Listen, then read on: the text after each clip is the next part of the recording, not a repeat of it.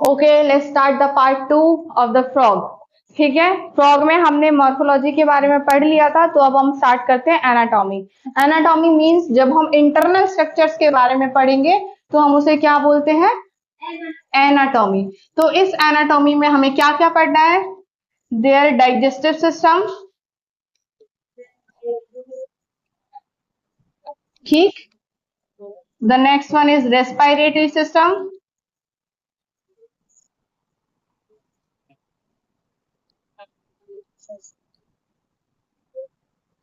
Excretory system, उससे पहले हम सर्कुलेटरी पढ़ते हैं, ठीक है, and circulatory system.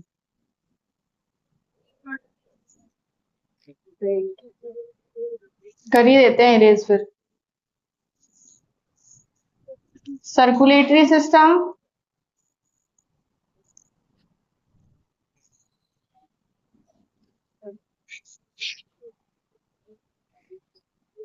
excretory system, and last one is the reproductive system.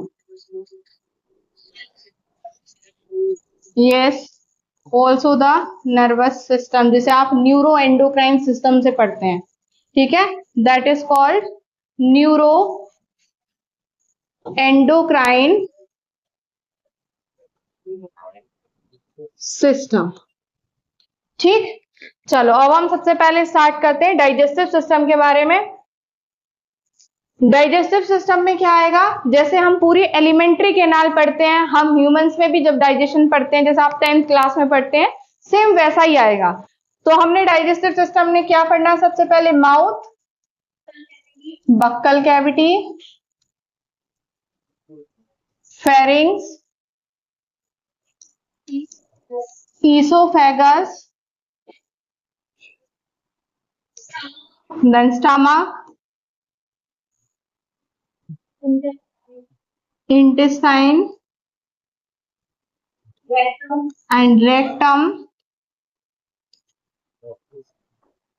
cloaca and cloacal aperture। ठीक, हम इसका स्ट्रक्चर इस तरीके से भी पढ़ सकते हैं। I will draw. ये किडनी होती है,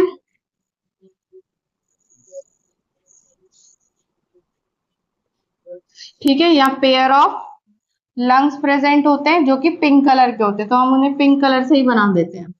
ठीक, इसके बाद होता है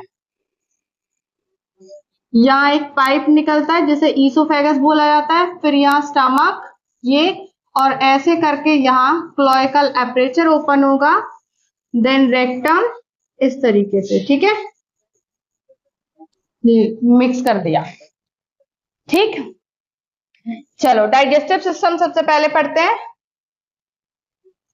माउथ, माउथ में जब हम बात करते हैं तो फ्रॉग की जो टंग होती है वो कैसा होता है? बाइलोब्ड स्ट्रक्चर होता है, डेट इज द बाइलोब। ठीक, और वो इंसेक्ट्स को पकड़ने में हेल्प करता है। अब भैया इंसेक्ट कैसे हैं? है तो भैया नॉन वेजिटेरियन, मीन्स क्या हुआ? Meet, flash. तो फ्रॉग कैसा हुआ?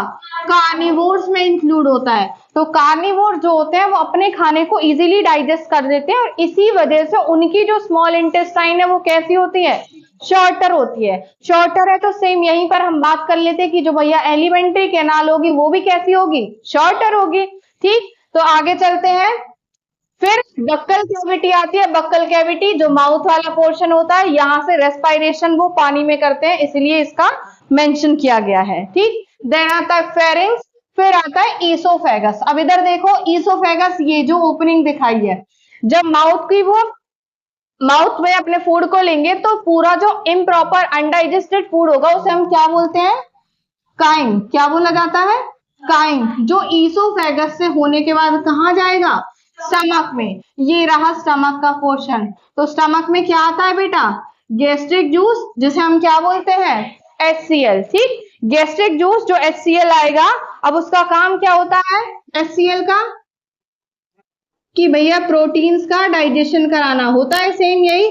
ठीक, कि वो इजीली जो है वो प्रोटीन का डाइजेशन करा देते हैं। इसके बाद हम बात करते हैं कि सीधा सीधा जो खाना होता है वो कहां पर जाता है, इस इंटेस्टाइन में। ये कौन सी इंटेस्टाइन है, यहां पर सिर्फ स्मॉल इंटेस्टाइन की बात होती है। और जो ये स्मॉल इंटेस्टाइन है उसके 3 पार्ट होते हैं, कौन कौन से होते हैं, ड्यूडेनम, इलियम एंड जेजुनम। ठीक है, तो सबसे पहले बात हो जाती है ड्यूडेनम की। ठीक, ड्यूडेनम का पोर्शन वो है जिसमें पूरा डाइजेशन होना है उसका। अब ड्यूडेनम में क्या क्या आएगा, बाइल जूस। बाइल जूस कहां से आता है भैया, लिवर से। लिवर जो है वो बाइल जूस को प्रोड्यूस करेगा। अब बाइल जूस का काम क्या होता है, बाइल जूस डाइजेस्ट करता है आपके फैट्स को, emulsification of fats, as well as the 10th class question कि इमल्सिफिकेशन ऑफ फैट्स कराते हैं। ठीक है, इसके बाद क्या आता है, पैनक्रियाज। पैनक्रियाज भी क्या प्रोड्यूस करता है, पैनक्रियाटिक जूस को रिलीज करेगा। ठीक है, यहीं लिख देती हूं थोड़े से पोर्शन में कि पैनक्रियाज से क्या रिलीज होता है, पैनक्रियाटिक जूस। अब वो पैनक्रियाटिक जूस क्या काम करता है, कार्बोहाइड्रेट्स को डाइजेस्ट करेगा, उसके साथ साथ जो आपके ये इमल्सिफाइड फैट्स हुए और प्रोटीन्स हुए उन सबको भी डाइजेशन में हेल्प कराएगा। क्लियर है।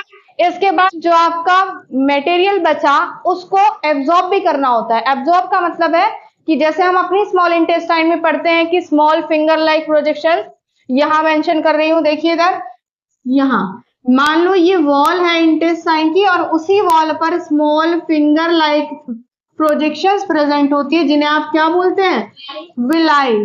ठीक है, आप इसी को अगर और डीपली पढ़ते हैं तो इसी के ऊपर और छोटे छोटे फिंगर लाइक प्रोजेक्शंस होते हैं जिनको हम माइक्रोविलाई बोलते हैं। ठीक है, इनका काम क्या होता है कि भैया आपके फूड का एब्जॉर्प्शन कराते हैं। ठीक है, लार्ज सरफेस एरिया इंक्रीज कराते हैं जिससे कि फूड ज्यादा से ज्यादा एब्जॉर्ब हो पाए।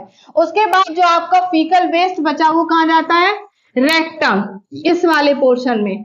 ठीक, रेक्टम से कहां जाएगा, क्लोएका, क्लोएका से एक्सक्रीट आउट होगा कहां से, क्लोएकल एपरेचर से।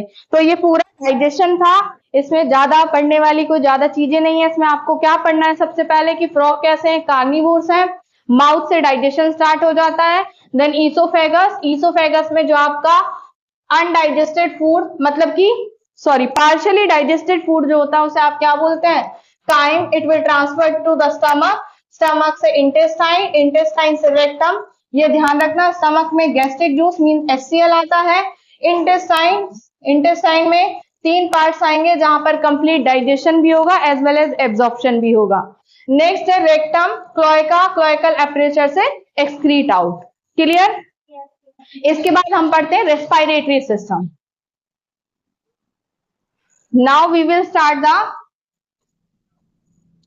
रेस्पिरेटरी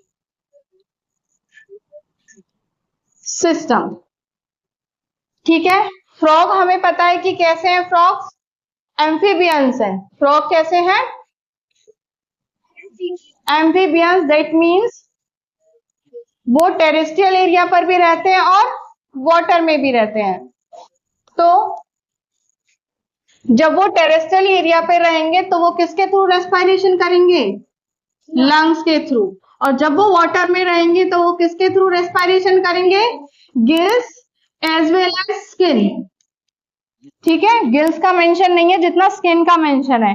इसके साथ साथ हम एक और बात करते हैं, जब वो डीप बोरोज में जाते हैं मीन समर स्लीप और विंटर स्लीप। ठीक है, समर स्लीप और विंटर स्लीप में जब वो जाएंगे तब भी वो किसके थ्रू रेस्पिरेशन करेंगे, ओनली ऑन द स्किन। ठीक है, स्किन के थ्रू रेस्पिरेशन करेंगे। अब इधर सुनिए, जब वो लंग्स के थ्रू रेस्पिरेशन करते हैं मीन सीधा सीधा रेस्पिरेशन है तो उसे हम क्या बोलते हैं, pulmonary respiration, that is called pulmonary respiration. Gills और स्किन एक ही बात है, वक्कल कैविटी के थ्रू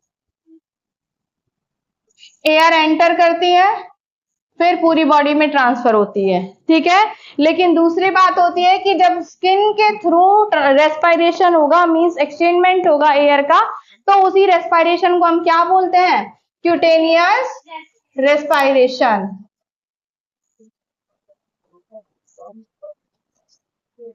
आई होप कि यहाँ तक आपको समझ आया हो। Thank you so much. Keep watching Biology Blueprint. Bye.